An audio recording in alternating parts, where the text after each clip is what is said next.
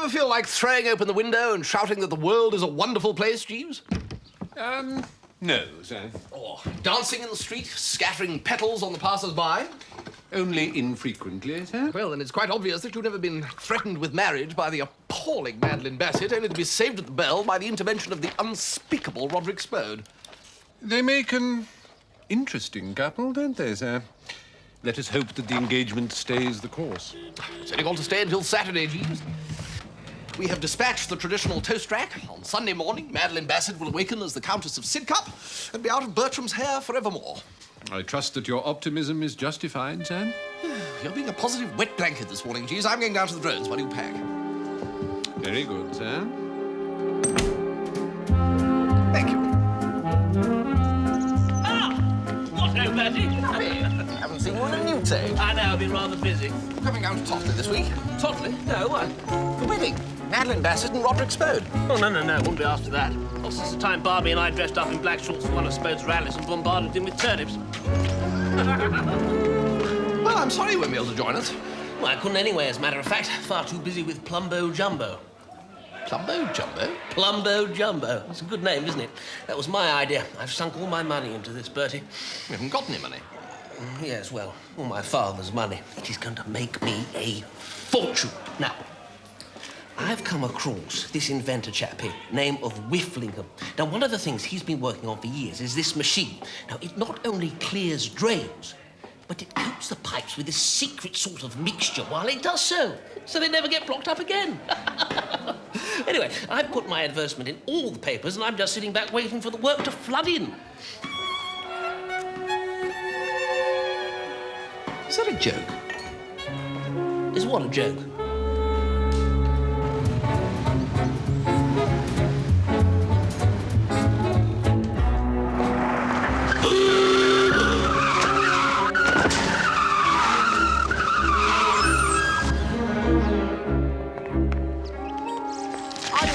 Sir? You ought to take more care, Cocky. Dancing about in the middle of the street like that. Thought you were a goner. Oh, I blasted well nearly was a goner. It's you, Wooster. Hello, Reggie. We know him, Jeeves. I fear so, sir. His name is Brinkley. Perhaps you would care to come into the Ganymede Club for a restorative glass of whiskey, sir. Well. So, this is your famous Ganymede Club, is it? Jolly nice place. Thank you. It's good of you to say so, sir. Do we have to be a valet or a butler to be a member, is that it? Quite so, sir. Haven't seen you on sec, have you, Reggie? I can't find the fella anywhere. I'm afraid not, Brinkley. What a do, eh? Don't miss the emergency meeting, Reggie. Is that Blighter? Is he a valet or a butler? Not now, sir. An uncle in the grocery business died and left him a house and a comfortable sum of money. You employed him once, if you recall, sir. I did? What as? It was during that uncomfortable period, sir, when you and I had a disagreement about your trombone playing. Oh, good grief, yes. He got drunk and burnt my cottage down. Now he's a landed gent, you say? Scarcely that, sir. He has a small establishment in Totley in the Wold. Coincidentally enough.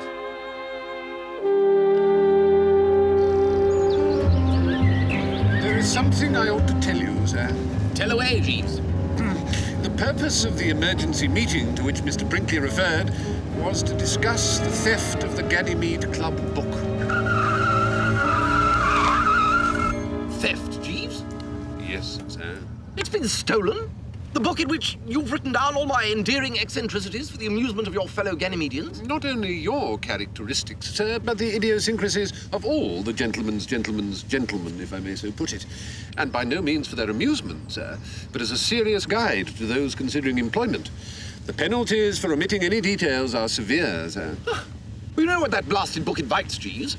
Blackmail, that's what it invites. Now you tell me that the blasted thing has been stolen. Well, what will be the upshot, Jeeves? Ruin. That'll be the upshot. I'm sorry, sir. It's not an expression I often use, Jeeves, but... Cha! Very good, sir.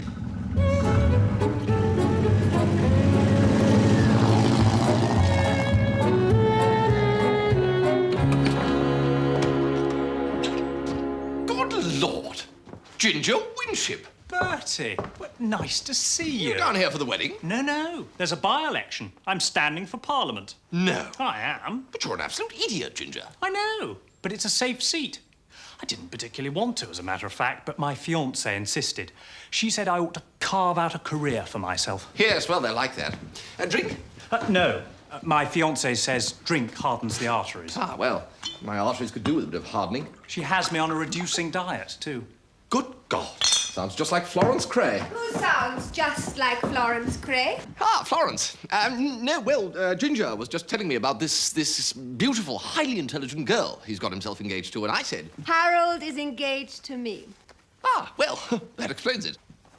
You're down for Madeline's wedding, I presume? Good. You can do some canvassing for Harold while you're down here. Well... Good. Come on, Harold. You've got your meeting in 10 minutes. You too, Bertie.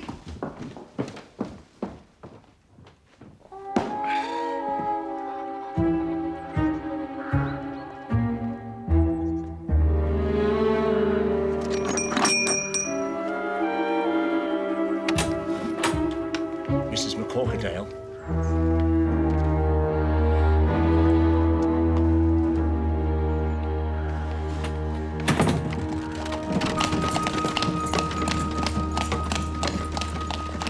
Ladies and gentlemen, well, as you know, well, of course, perhaps you don't. Well, anyway, it's true. There's a by-election in Tockley in the Wold. Here, here. Thank you. Oh, my name's Winship, by the way. Harold Winship. And I'm, well, sort of standing. I'm your, what you call it, a candidate. Oh, as a Conservative, of course. I mean, if you'd like to vote for anybody, I'd be, well, jolly grateful if it was, well, me, don't you know? Thanks awfully.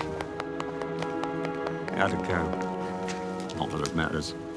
Winship hasn't got an earthly. Take my word for it, Cocky. Phone your bookie right now. Get your money on the Labour candidate, Mrs. McCorkerdale. He just stood there saying, ugh. Of course, it didn't much matter. You couldn't hear him more than 5 feet away. Well, Bertie's exactly the same. Mumble, mumble, mumble. I say, Aunt Agatha. I think Bertie's got a very nice speaking voice. Nice. Put your knife and fork down straight, Bertie, if you've finished, and don't slump. As father of the bride-to-be, I must say that I look forward to Saturday as being one of the happiest days of my life. The happy couple. The marriage is an honorable estate.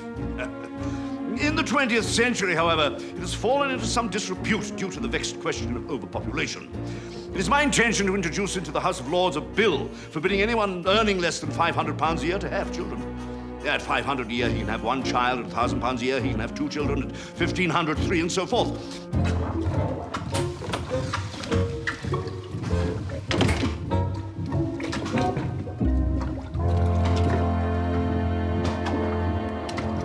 Something up with the bath? The water appears reluctant to drain, sir. Got the plug out, have you?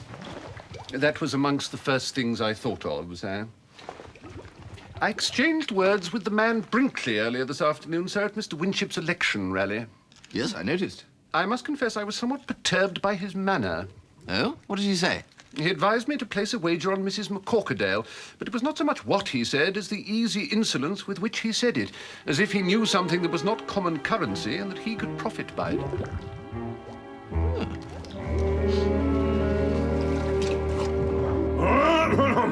I'm here to introduce your new candidate. Ladies and gentlemen, my own elevation to the peerage debars me from standing for Parliament. But there are others to carry on my great work.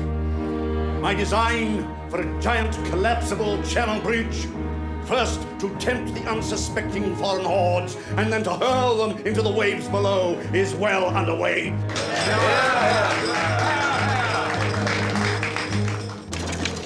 The most slimy creature called Brinkley. He has this book in his possession, which, he says, contains information about some youthful indiscretions on behalf of my opponent in this election, Mr. Winship, which, if made public, would be certain to make the worst impression on the voters of Totley and the Wold, and, as he put it, make it a walkover for me. He's asked me for money for the book. Oh, what did you do? I sent him away with a flea in his ear, of course. But I thought it only proper to let Mr. Winship know. The moaning minis will try to tell us that these measures I indicate are too radical, too bold. But I have to say to them, Rome may have been built in a day, but it took only a trumpet to bring down the walls of Jericho.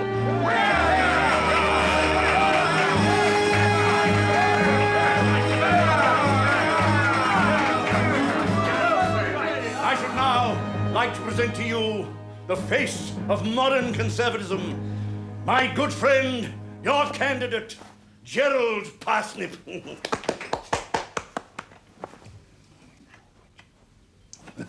Harold Winship.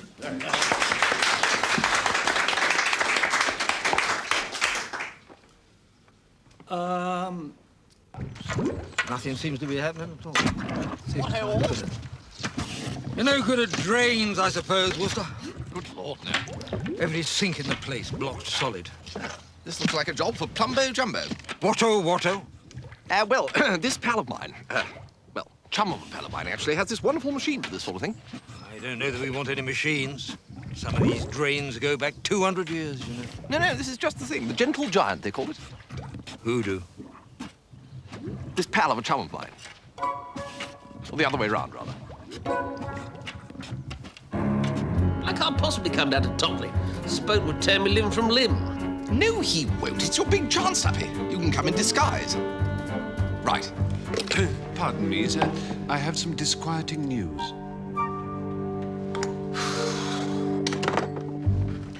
So Brinkley's got the book, and he's trying a spot of blackmail. Yes, sir. I don't see what harm he can do if old McCorkadale's turned him down.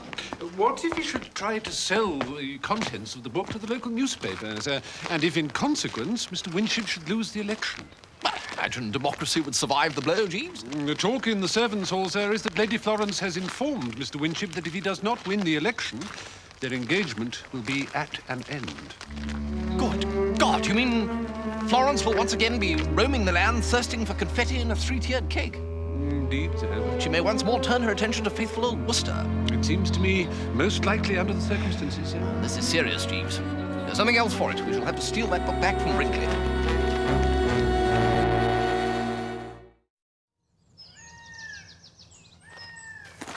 You should have heard them, Madeline. The applause, the cheers. If I were contesting this constituency, Comrade so-called McCorkadale wouldn't get one vote. But you can't, Roderick. You're in the House of Lords now. I know. Not one vote.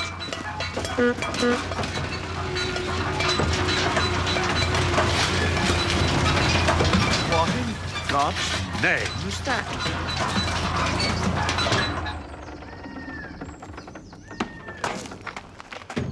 Are you the gent what sent for Plumbo Jumbo? Don't I know you? Well, couldn't rightly say, Gov. I mean, shouldn't think so. Not unless you happen to be in the old plumbing game, like.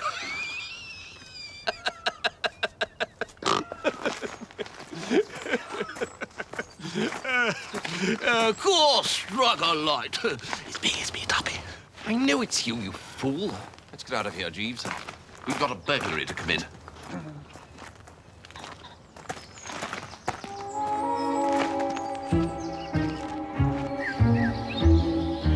I'm here as a fellow member of the Ganymede Club, Brinkley. I have reason to believe that you have absconded with the club book, which, as you well know, is strictly against the rules. Oh, now come along, Reggie.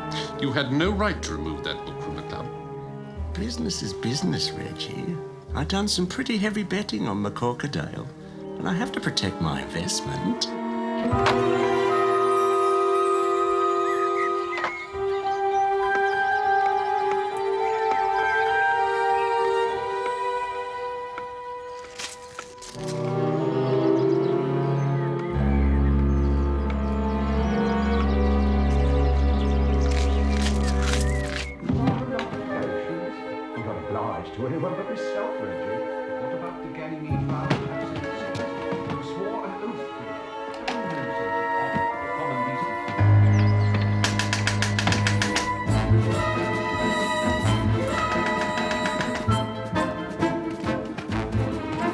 a burglar. He was climbing into an upstairs window, sir. I removed his ladder so he could not make his escape, sir. What? Intruder, Mr. Waiting. Hands twisted. Down to the white place, sir. Move, Reggie, move.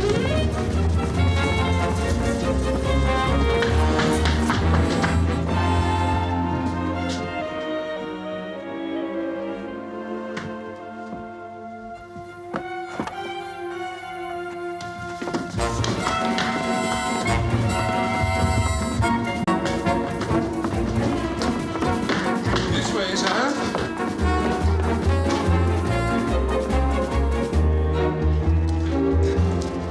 Well, I think we can slow down now, Jeeves. There's no one after us. I shall feel more secure, sir, with the Ganymede book safely locked away. Well, then you take it on out to the house and lock the very thing away. I'm going to sit down and catch my breath. Very good, sir.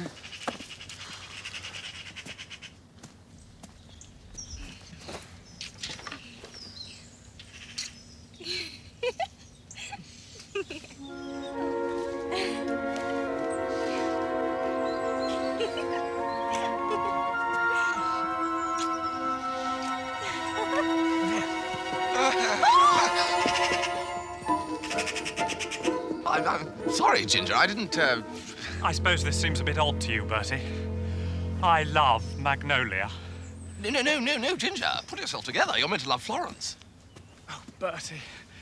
The trouble is you meet this girl with a perfect profile, curly hair and a willowy figure, and bingo, you say to yourself, this is the one. Accept no substitutes. Little knowing you're linking your lot with a female sergeant major with unusually strong views on the subject of discipline. Well, no, Florence is firm, I grant you, resolute. She's a nag. Well, no, she offers advice. If only I'd looked a little further. I'd have found the kindest, sweetest, gentlest girl that ever took shorthand. I allude to Magnolia Glendennan. She's my secretary. Yes, well, I'm sorry, Ginger, but there's a snag here. I expect you spotted it. Florence. Well done. No, it's all right. I'm going to get Florence to break our engagement. No, Ginger, let's not be hasty. I'm going to lose the election. But how? The voters of Totley in the World would elect Bobsy the cloth-eared bunny rabbit if he was wearing a blue rosette. Ah, but you don't know about Brinkley. Brinkley and the Ganymede Club book. Oh, you do know? Mm-hmm. But anyway, that book contains a lot of damaging stuff about me. If it was revealed, it would hand the election to Mrs. McCorkadale on a plate. So anyway, I've given Brinkley 100 quid, and he's getting the book for me. The first thing I'll do is send it to the Totley Argus Reminder with instructions to publish. Well, Ginger, I'm afraid I have bad news for you. Jeeves has the book. Well, that's good. He can take it to the Argus Reminder. Well, I'm sorry, Ginger, but to Jeeves, that book is absolutely sacred. We never let it out of his hands. You can persuade him, Bertie. Well, I doubt it, Ginger. Do my best, of course.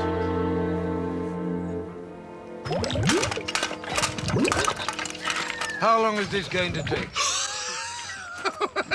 There you are, you see. You can't rightly say, Gov, can you?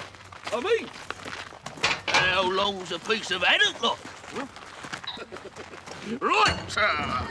Here we go, ladies and gents.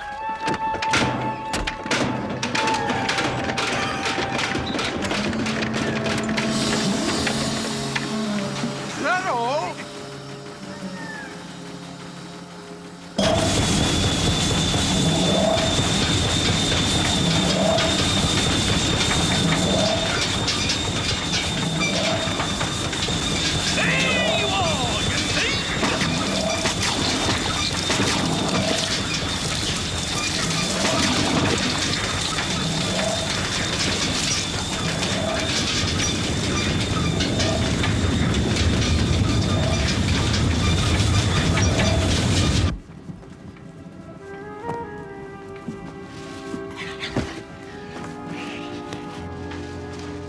Bertie, what did Jeeves say about the book?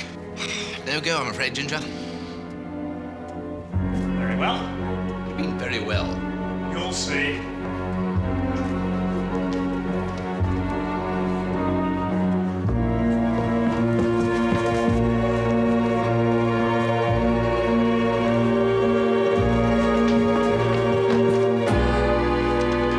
What are you doing in here? Oh, I wasn't, oh, it isn't, Who are you, anyway? oh, I was, I was just coming to see you. What for? What's that book you're carrying? It's a book. I'm carrying it. Bring it here. It's nothing. Don't palter with me, man. Bring it here.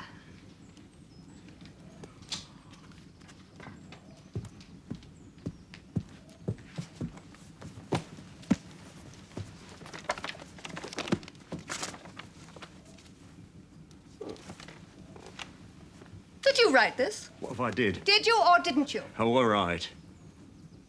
It's most interesting. You can't use real people's names, though. Oh, no, I know. Trying to add verisimilitude, I suppose. Huh? Look here. What's your name? Mr. Brinkley. Look here, Mr. Brinkley. What on earth is that noise?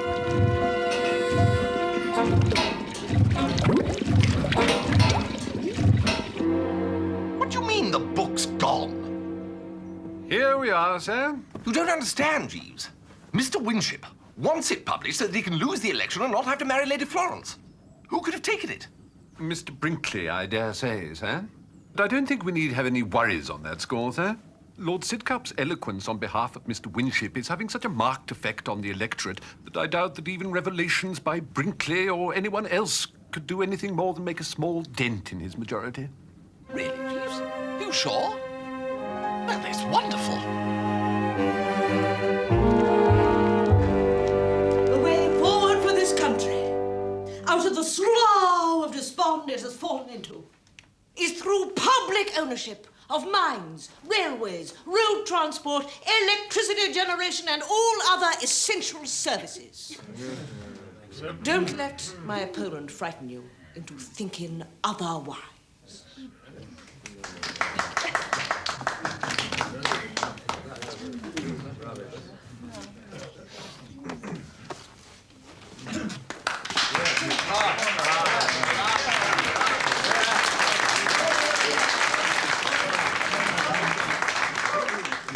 Well, I've listened to Mrs. McCorkerdale, and, to be quite honest, I'm convinced. I think you should all jolly well vote for her.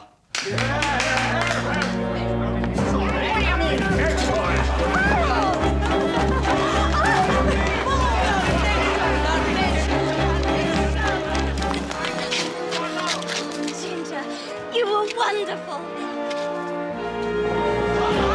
Ladies and gentlemen,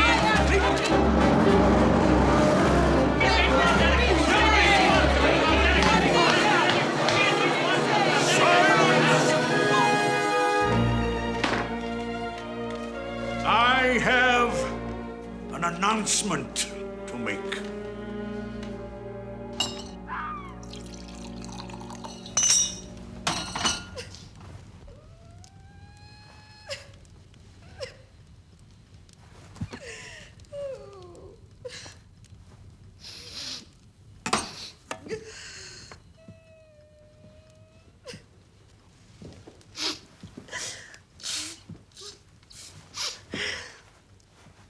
Oh, Bertie. How could he, Bertie? Oh, what ho, Florence? I didn't see you there. How could Harold give up the election in that cowardly manner? Well, What is wrong with men today? well, Perhaps I misjudged you, Bertie.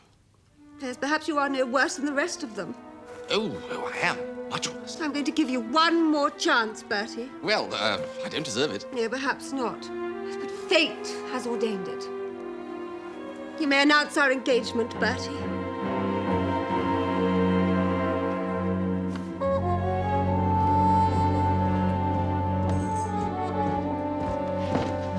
Bertie! Come in here, Bertie. Well, this is good news indeed, Bertie. Good news? I have absolutely no intention of marrying Florence Cray. What are you burbling about, boy? I was referring to your engagement to little Madeline Bassett. I'm not engaged to little Madeline Bassett. Little Madeline Bassett is engaged to Spurve. That's why we're all assembled here for the wedding on Saturday. Do be quiet, Bertie. Lord Sidcup and Madeline no longer intend to marry. He feels that because of popular demand, he must renounce his title in order to enter politics again. Renounce his title? Well, I don't see what that's got to do with it.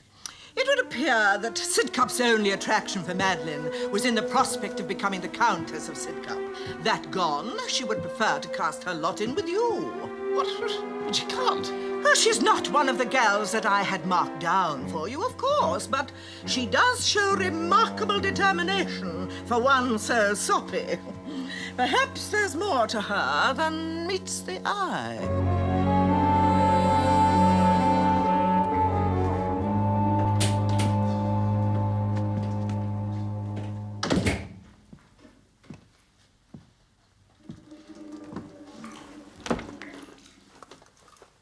The dinner gong has sounded, sir. Don't even mention food, Jeeves. Who was that fellow with the circles, Jeeves?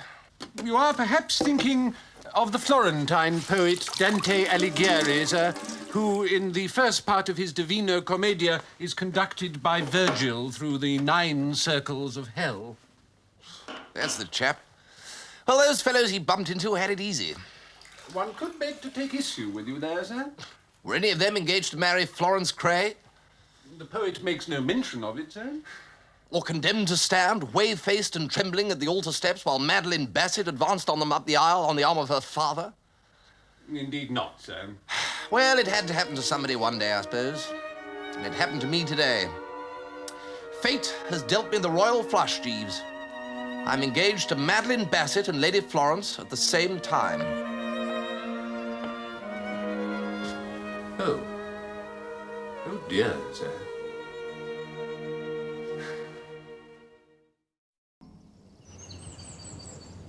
I'm sorry, Roderick, but there's nothing I can do about it. You brought it on yourself. I know. I mean, it's no joke for a sensitive girl who thinks she's really the Countess of Sidcup to have the fella say, April Fool, all you're going to be is Mrs. Spode. But she won't. She'll still be Lady Spode. But only a baronet's wife. Hardly the same thing. Added to which, you've landed me with that dangerous lunatic Wooster as a son-in-law. I know. But you've seen these people, Watkin. When I speak, a hush falls. Then a little murmur of interest. Then a mighty roar of approbation. They need me, Watkin. The people need me. Oh, it's you. Oh, hello, Spode. Good Lord. Well. There you are, what? Hello, Sir Watkin. Splendid. You know, Watkin, I simply cannot make it out. As far as I can see, he's without any attraction at all. Intelligence? No. Looks? No. Efficiency? No. When one considers all his defects, one can only suppose that Madeline is marrying him in the hope of reforming him. No. You see... Be quiet, Wooster. Let me tell you something, Wooster. If you disappoint little Madeline's hopes, I shall be waiting for you. Right. Well, toodle-pip. Oh!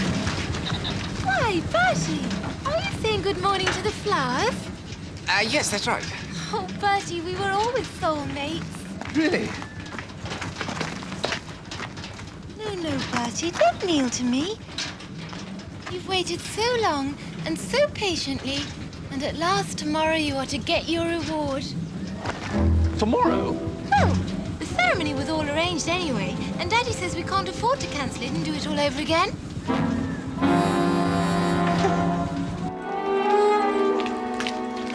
Brinkley. Ah, Reggie. This is a bit of an how do you do if you like. I was on my way to see you, Mr. Brinkley, to demand the return of the Ganymede Club book. I haven't got it. I wish I did have. Trying to get it back off that Florence. Lady Florence has the book? She thinks I wrote it. She thinks it's a novel. But why are you so anxious to retrieve it? Well, now Spode's standing. I needed to scupper him. My bet's on McCorkadale winning, no matter who's standing against her. But there's nothing in the book to harm Sir Roderick. The Eulalie business is long out of date since he sold the lingerie shop. Eulalie nothing. Don't you know about, Well, I'm not about to tell you, am I? Something's only gone in recent. That happened years ago. To didn't know it was in the book myself till I just happened to be glancing through it the other day.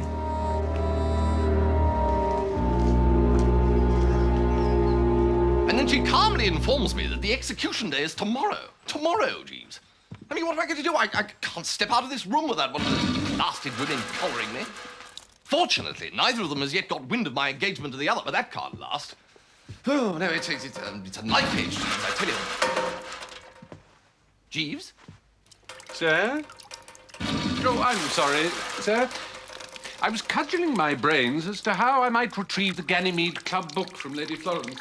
The Ganymede Club book, Jeeves, I'm afraid that compared with my imminent marriage to Madeline Bassett and subsequent imprisonment on charges of attempted bigamy, together with the probability of the brute Spo doing unspeakable things to my remains, the whereabouts of the Ganymede Club book is but a pimple on the face of the moon. Very good, sir. But I've only just heard that the book may contain sensitive information concerning Lord Sidcup, which might be used to persuade him to resume his title and so pave the way for a reunion with Miss Bassett. Oh, now, don't toy with me, Jeeves. Don't give a condemned man false hope. Oh, wait a minute. It's not that old Eulalie business again, is it? No, sir. Something only recently inserted. Really? Oh, Jeeves. Jeeves, I'm sorry. I should have had faith. No, I'm not myself. Madeline Bassett's been preying on my mind. The prospect of being linked for life to a girl who would come down to breakfast, put her hands over my eyes and say, "Guess who?" has given my morale a wallop. I can understand, sir. Very unpleasant. And what Lady Florence might do at breakfast is beyond imagining. Well, Jeeves, we must get that book.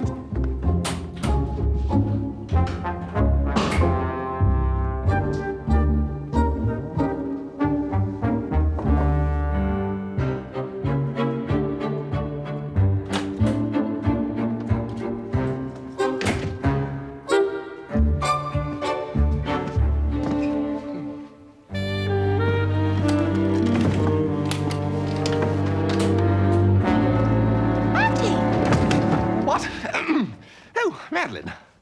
What are you doing in here? Just looking for my socks. Socks? Why would you look for your socks in Florence's room? Florence's room? Oh, where am I? I feel faint. I must say, Florence, this engagement of Bertie's makes me very happy. Well, I'm glad that you're pleased. Are you all right, Bertie? Where am I? I just told you you're in Florence's room. What I want to know, Bertie, is... Who are you? Bertie! What on earth are you doing in my room? Who? Why is he lying on the floor? I think he's having a brainstorm. What with? Why should you come into my room to have a brainstorm? The poor darling doesn't know where he is. But you do, presumably. And what are you doing in here? Well, I saw him come in, and naturally, since we're... Oh! Bertie! He's making a lot of noise. My late husband never made a noise. What he needs is peace and quiet. If I could ask you to leave him with me... No, he must come with me. After all, here's my... Kindly remember that Bertie and I are about to be... With hurt, Bertie, darling. Please do not address Bertie in that over-familiar tone, Madeline. I don't see why she shouldn't. She is, after all... The agony, the agony. He's getting worse. Perhaps I can be of assistance, ladies? Oh, Jeeves. Have you ever seen him like this before? With increasing frequency, I regret to say, Lady Florence. We should loosen his collar. I hardly think such drastic measures are called for, Miss Bassett, if you'll allow me. Can you walk, sir, if I assist you? Jeeves. He recognizes you anyway, Jeeves. He didn't know who I was, and I'm his... I do apologize, sir. You trod on my toe. Sorry, Jeeves. Just hold on, sir, and we'll get you your tablets.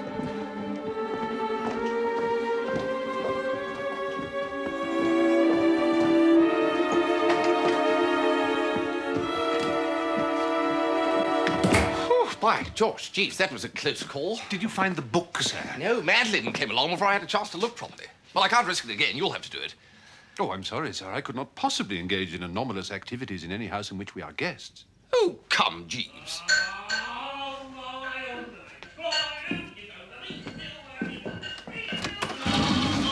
thought I should have died, not to meet the outfit road, ever my love. Tuppy.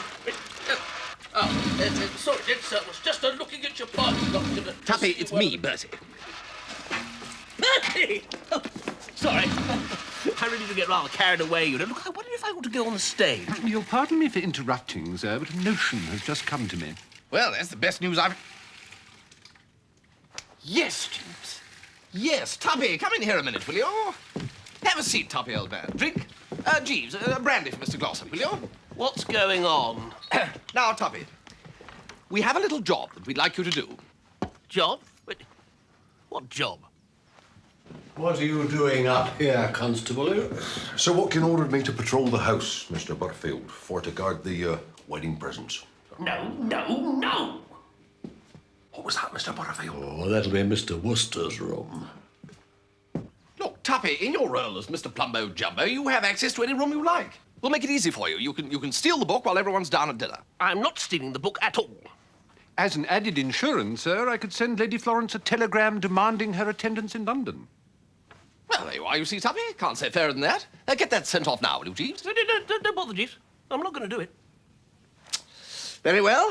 Jeeves, just pop down and ask Sir Roderick to come and see us, will you? No! That isn't cricket, Bertie. I'm sorry, Tuppy. The desperate times call for desperate measures. Pour Mr. Glossop another desperate measure, will you, Jeeves? Oh, pardon me, Lady Florence. Mr. Brinkley, good afternoon. It's about my book, Lady Florence. I've been reading it with immense interest. Oh. You have a most forthright and muscular style. I just wondered if I could have it back. And the brilliant use of different handwriting for each chapter to reinforce the concept of the multiple narrator, I presume. Multiple thing. Yes, I just thought... Pardon me, Lady Florence, a telegram for you. Oh, thank you, Jeeves.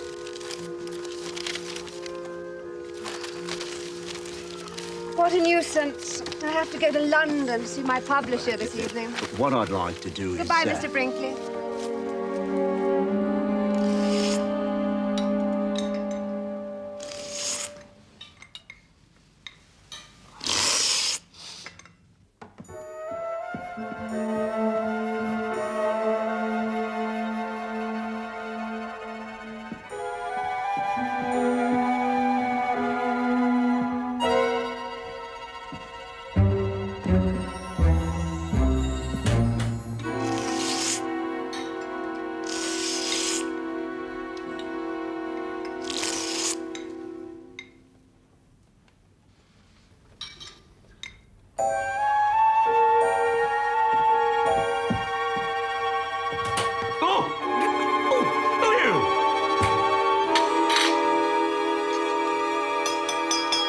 My friends, the Totley in the World by-election, for which I am standing, is merely a beginning. Sir Watkins, sir, I have apprehended 2 intruders. No, that's a Jimbo Jambo man. Yeah, but Plumbo Jumbo, sir. Then what were they doing of in Miss Florence's bedroom, Sir Watkins, sir? He's got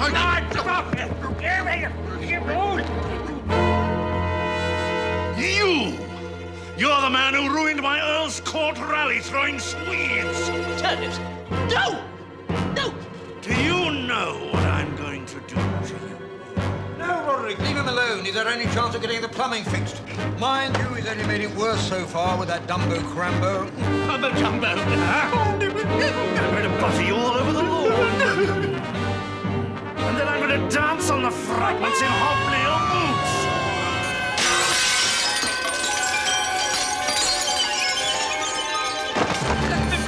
Windows, Spoon. Oh, get him, Sir Watkins, sir.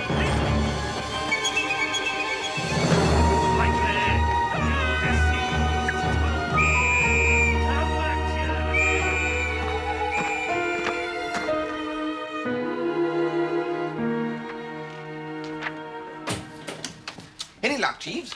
Oh, indeed, sir. I think if you were to say the word Celia to Sir Roderick, it would have the desired effect. Celia? Yes, you couldn't tell me a bit more, I suppose. Rules of the Ganymede and all that? Just so, sir. Right, so I just say the word Celia, Spode becomes as putty in my hands, reclaims his title and marries Madeline. I think it extremely likely, sir. Right.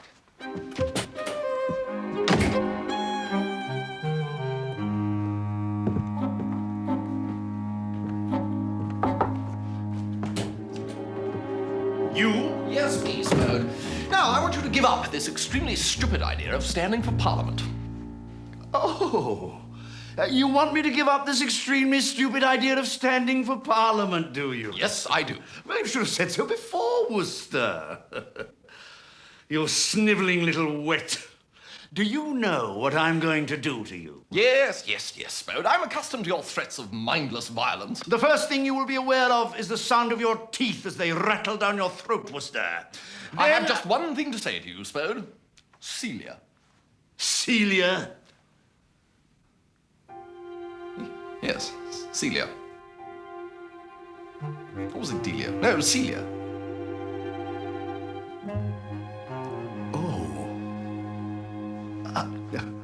Oh, Celia.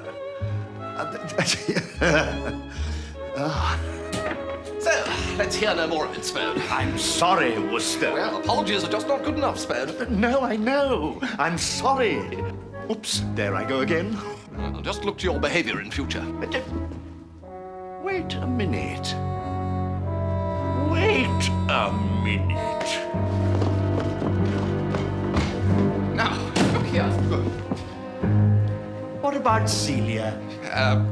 Well, you don't know anything about Celia, do you? Well, it's a girl. Ha! You don't know anything about Celia. And even if you did, you wouldn't be able to prove anything. Now, look here, Spode, now.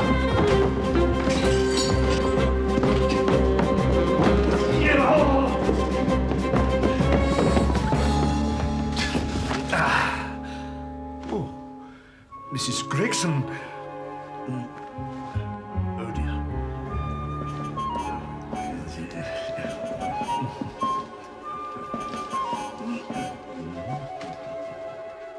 Now, you're sure you can get proof in London, Jeeves? I believe so, sir. Be back by morning? I will do my very best, sir. Go then, Jeeves, on wings of what's it. Very good, sir. Otherwise, tomorrow I'm the chief mourner at my own wedding.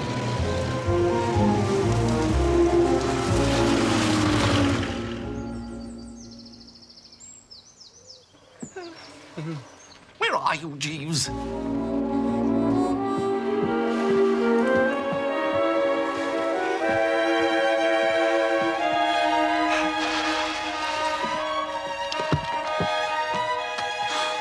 Take it like a man, Wooster. Jeeves! Ha!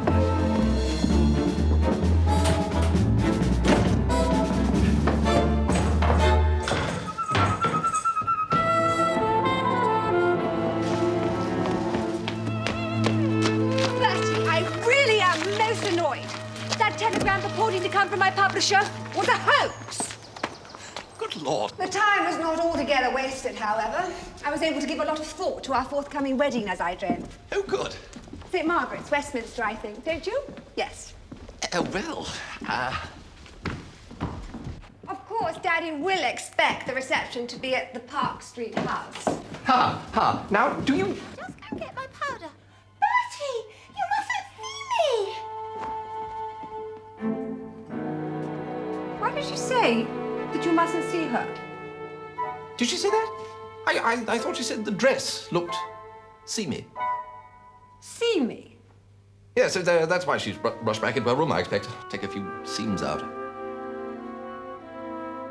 Bertie, can you just stop drivelling for one moment and tell me just exactly what is going... Oh, all right, dash it. Very well. Madeline and I are going to get married. No. Madeline is going to marry the Earl of Sidcup. No, she isn't. She's given him the bum's rush and I'm... She's marrying you. Yes, in about half an hour. What? Wooster! Where's that blasting chum on the son of a friend of yours? Well, how should I know? Smoke chased him off. This thing's still running! You something up that buddy.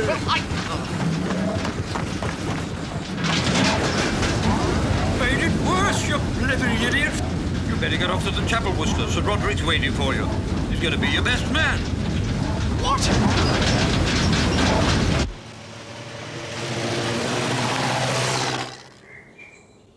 So you are not the groom after all, my lord? No, he is. I am. Perhaps not, sir. Jeeves, did you... Perhaps Sir Roderick would be kind enough to come into the vestry for a moment. What for?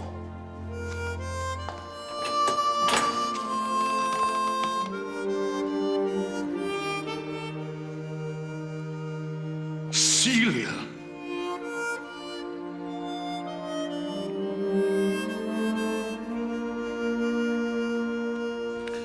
Sir Roderick, in his youth, was in the Antipodes and in straitened circumstances. Those circumstances improved dramatically overnight, and Sir Roderick was strongly suspected of nobbling Celia in a kangaroo race, a sport to which our Australian cousins are inordinately attached. And that was the actual Celia? No, sir, but I felt that the likeness was sufficient to deceive Sir Roderick.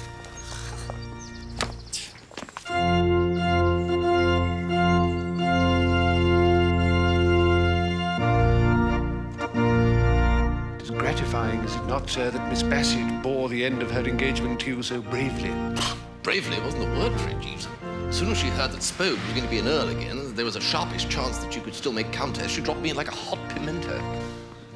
Although, you know, I must say I can't help feeling badly for Lady Florence, Jeeves, in spite of her brutal assault on my topper. That is hard to forgive, sir. But a lady will express heartbreak in many different ways.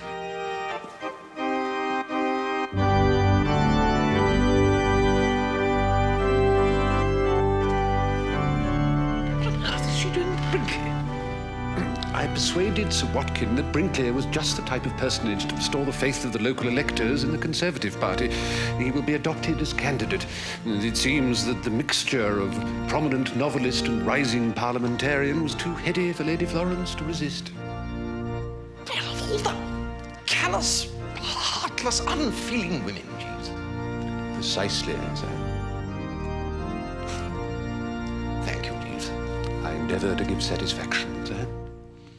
Dearly beloved, we are gathered together here in the sight of God and in the face of this congregation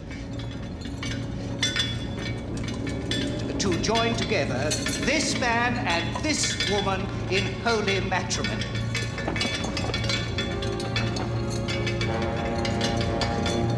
Which is an honorable estate instituted of God in the time of man's innocency, signifying unto us the mystical union